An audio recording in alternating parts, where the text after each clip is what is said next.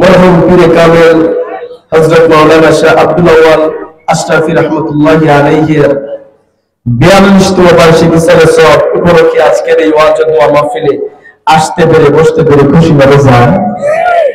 এই খুশির আওয়াজটা বুলন্দ করিয়া একবার রবের দরবারে আদায় করেন আলহামদুলিল্লাহ। জোরে বলি আলহামদুলিল্লাহ। আমরা ছোট্ট একখানা আয়াতে কারিমা তেলাওয়াত করেছি।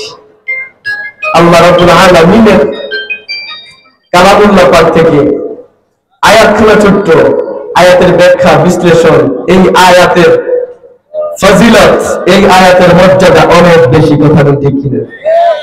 বিসমিল্লাহির রহমানির রহিম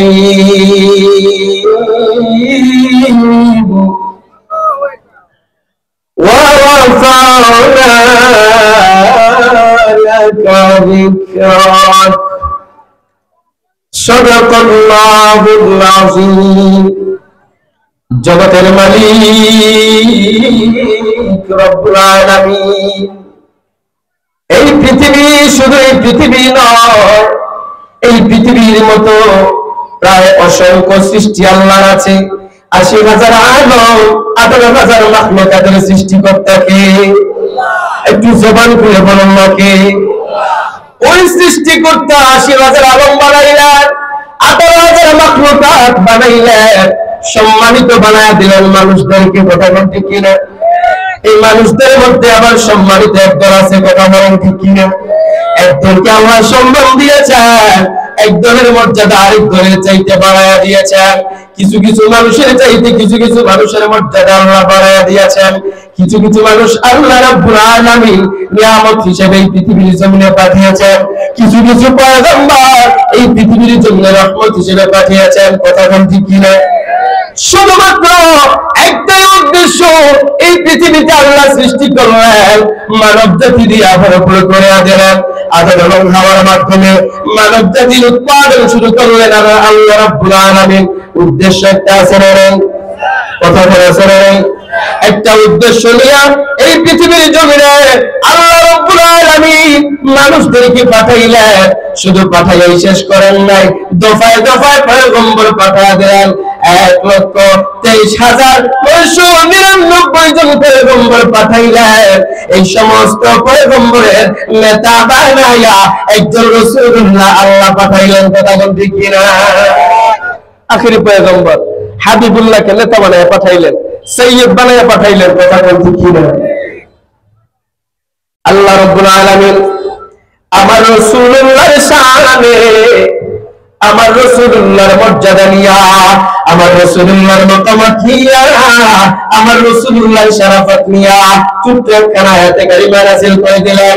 ইয়া রাসূলুল্লাহ, ইয়া হাবিবাল্লাহ, পয়গম্বর এই পৃথিবীর জমিনে একজন নয়, দুইজন নয়, আমি রব্বুল আলামিন প্রায় ১,২৪,০০০ পয়গম্বর পাঠাইলাম। এক একজন পয়গম্বরকে এক একটা মর্যাদায় মর্যাদিত করলাম। এক একজন পয়গম্বরকে এক এক রকম শরাফত আমি আল্লাহ দান করলাম। ইয়া রাসূলুল্লাহ, ইয়া হাবিবাল্লাহ, সমস্ত পয়গম্বরের নেতা বানায় আপনাকে পাঠাইলাম। এক একজন পয়গম্বরকে ভাগ করে করে যত শরাফতের মাকামাত আমি আল্লাহ দিলাম, আপনি হাবিবুল্লাহ একাই আপনাকে সমস্ত কিছু দিয়া সম্মানিত করলাম আমি রব্বুল আলামিন। কথা বলেন ঠিক কিনা? আল্লাহ বলতেছেন, ইয়া রাসূলুল্লাহ, আমি আপনার জিকির, আপনার মর্যাদা, আপনার আলোচনা আমি রব্বুল আলামিন বাড়ায়া দিয়েছি। আলহামদুলিল্লাহ বলনা, জোরে বলনা আলহামদুলিল্লাহ। আপনাদের খারাপ লাগতেছে না? খারাপ লাগতেছে? আল্লাহ নিজে বলতেছেন যে পয়গম্বরের ব্যাপারে রব্বুল আলামিন নিজে বলতেছেন, ইয়া রাসূলুল্লাহ, ইয়া হাবিবাল্লাহ, দয়াল নবীজি গো, আপনার মর্যাদা, আপনার মান, আপনার শান, আপনার জিকিরটারে আমি রব্বুল আলামিন বাড়ায়া দিলাম। তাফসীর ইবনে কাসিরের মধ্যে এই আয়াতের সাথে রাসূলুল্লাহর জিকিরটা কেমনে বাড়ানো হয়েছে, আর তাফসীর ইবনে কাসিরের মধ্যে ব্যাখ্যা গ্রন্থের মধ্যে আনা হয়েছে আমার রাসূলুল্লাহর জিকিরটা এভাবে বাড়ানো হয়েছে, মা যুকিরতু ইল্লা যুকিরতা মা'i ফি তাশাহুদে ওয়াল আযানে ওয়াল ইকামাতে ওয়াস সালাতে। চিল্লায়ে বলেন আল্লাহু আকবার। আযানের মধ্যে আযানের মধ্যে রাসূলুল্লাহর নাম মুবারক আছে না নাই? ইকামতের মধ্যে আছে না নাই? জিরে মধ্যে আছে না নাই? তাশাহুদে আছে না নাই? সালাতে আছে, সালামে আছে। যেদিকে তাকান রাসূলুল্লাহর শান, রাসূলুল্লাহর নামের পরিচয় পাওয়া যায়। কথা কোন ঠিক কিনা? আল্লাহ রাব্বুল আলামিন আমার রাসূলুল্লাহর জন্য সুসংবাদ দান করে দিলেন, ইয়া রাসূলুল্লাহ, ইয়া হাবিবাল্লাহ, কাফেররা মুশরিকরা আপনাকে কষ্ট দেয়, ইয়া রাসূলুল্লাহ, আপনি যখন নামাজের মধ্যে দাঁড়ায় যান, পচা হতে নারী বুড়ি দিয়া আপনি রাসূলুল্লাহকে কষ্ট দেয়, ইয়া রাসূলুল্লাহ, আপনি যখন তায়েফের ময়দানে ইসলামের দাওয়াত নিয়ে গেলেন, ছোট ছোট পাথর দিয়া আপনি রাসূলুল্লাহর গায়ে আঘাত দিল, আপনি রাসূলুল্লাহর চামড়া মুবারক থেকে ফেটে ফেটে রক্ত পড়া শুরু হলো, ইয়া রাসূলুল্লাহ, আপনার চামড়া মুবারকের রক্ত দ্বারা উহুদের ময়দানটা লাল হয়ে গেল, ইয়া রাসূলুল্লাহ, চিন্তার কারণ নাই, সব কিছুর চাইতে সম্মানিত আর মর্যাদিত আপনি রাসূলুল্লাহকে আমি রব্বুল আলামিন ঘোষণা করিয়া দিলাম। চিল্লায়ে বলেন সুবহানাল্লাহ। আল্লাহ রাব্বুল আলামিন আরেকটু সামনে গিয়ে আল্লাহ রাব্বুল আলামিন বলতেছেন, তিলকার রুসুলু ফাদ্দালনা বা'দহুম আলা বা'দ মিনহুম মান কাল্লামা আল্লাহ ওয়া রাফা'a বা'দাহুম দারাজাত। আমি এক এক পয়গম্বরের চাইতে এক এক পয়গম্বরের সম্মান আর মর্যাদা আমি আল্লাহ তাআলা বাড়ায় দিলাম। এই 1,24,000 পয়গম্বরের মধ্যে কিছু কিছু পয়গম্বর আমি রবের সাথে কথা বলেছেন। কথা কোন ঠিক কিনা? আল্লাহর সাথে কথা বলনেওয়ালা পয়গম্বর আছেন না নাই? মুসা কালিমুল্লাহ রব্বুল আলামিনের সাথে সরাসরি কথা বলতেন।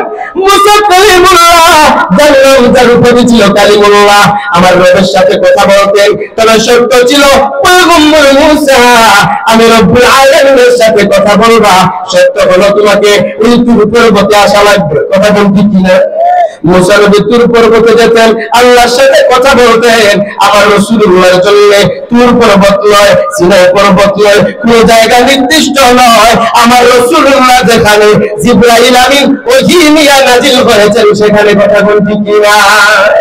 জুড়ে বলতে হবে ঠিক কিনা? সেই রাসূলের মর্যাদা আছে না? কথা বলেন আছে না? এই মাহফিল থেকে যদি আমরা রাসূলের প্রেমে উজ্জীবিত হয়ে যেতে পারি, এই মাহফিল থেকে যদি আমরা দুরূদের আমল পেলে যেতে পারি, ইনশাআল্লাহ এই আমলগুলো আমাদেরকে কিয়ামতের ময়দানে নাজাতের রাসূলের হিসেবে কাজ দিবে। কথা বলেন ঠিক কিনা? প্রয়োজন আছে না? সারা রাত্র আলোচনা শুনলেন, কৃষ্ণ হুজুর বলে গেছেন, সারা রাত্র আলোচনা শুনলে যদি ফজরের নামাজটা নাই থাকে, এই আলোচনার কোনো দাম আছে না? কথা কোন আছে? যার জন্য আয়োজন তিনি নাই, নামাজ কায়েম করবে জন্য মাহফিল করি। কথা কোন ঠিক কিনা? রোজা রাখা লাগবে এজন্য মাহফিল করি, মাহফিল করে বুঝাই রোজা রাখতে হবে। কথা কোন ঠিক কিনা?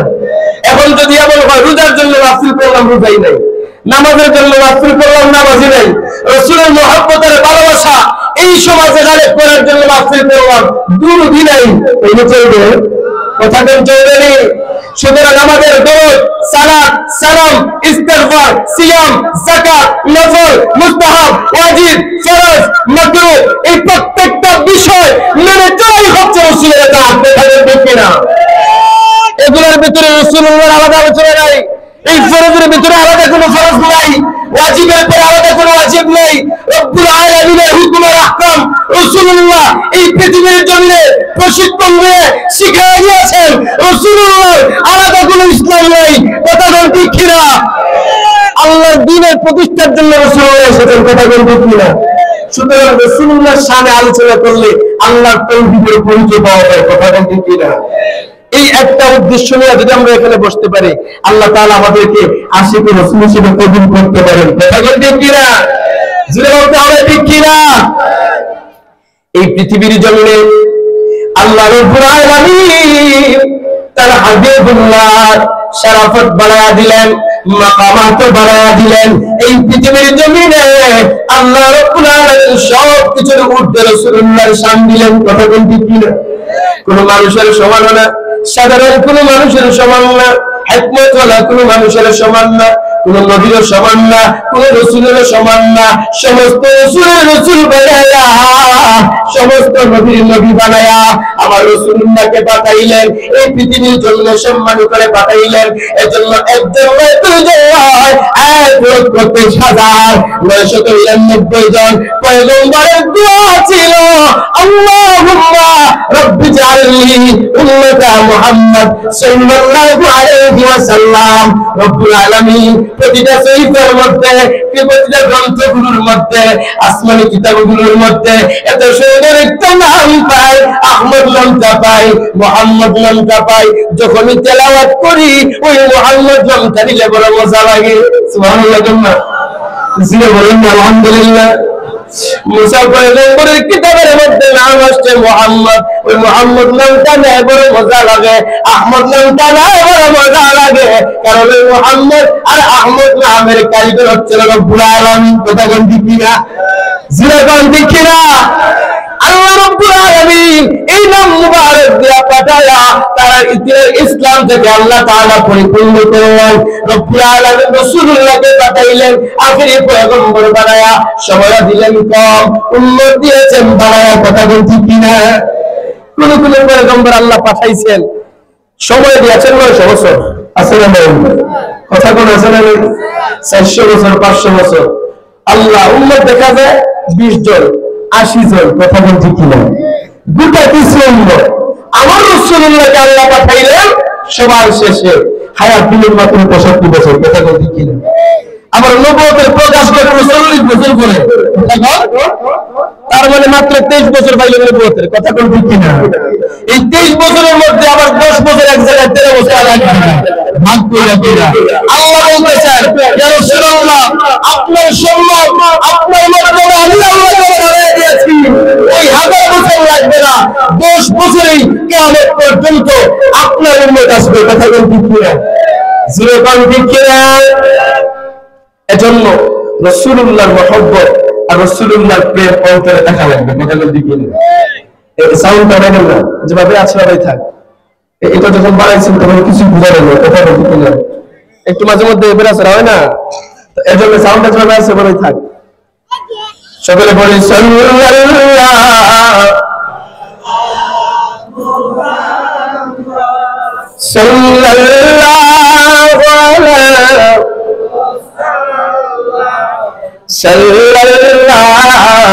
আলাইহি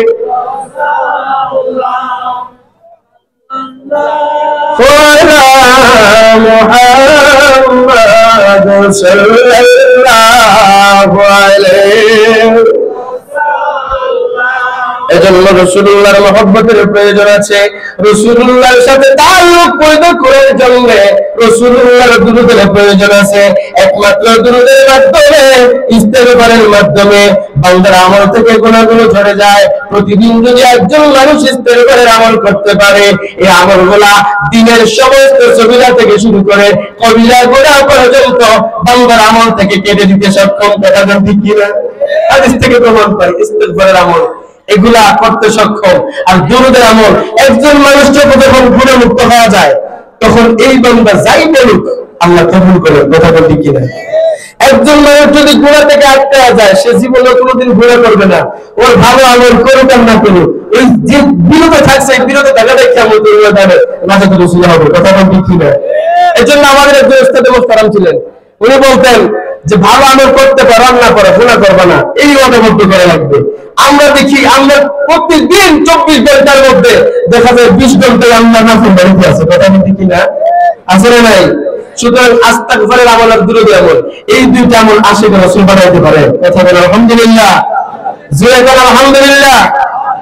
জগৎ বিখ্যাত একজন ইমাম, নাম ছিল ইমাম আহমদ ইবনে হাম্বল রাহিমাহুল্লাহ। নাম শুনছেন আপনারা? শুনছেন? আহমদ ইবনে হাম্বল নাম শুনছেন নি?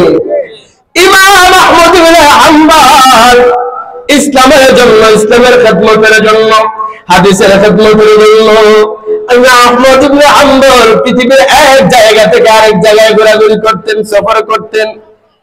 আগেকার ইমামেরা এক জায়গায় বসে থাকতেন না, যেখানে রাসূলের হাদিসের সন্ধান পাইতেন, যেখানে আশিক রাসূলের সন্ধান পাইতেন, এক মুহূর্ত দেরি করতেন না, দৌড়াইয়া ওই জায়গায় যাইতেন। কথা ঠিক কিনা?